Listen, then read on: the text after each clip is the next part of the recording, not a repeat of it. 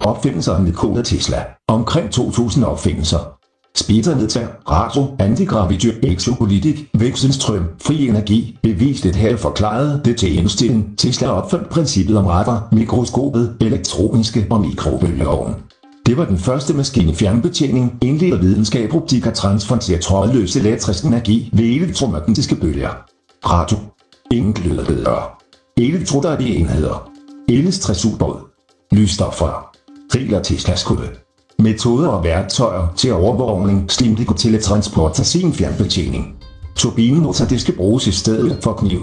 Tesla bølger, bladceller og ions eksperimenterer og afslører eksistensen af partikler med mindre belastning end en elektron.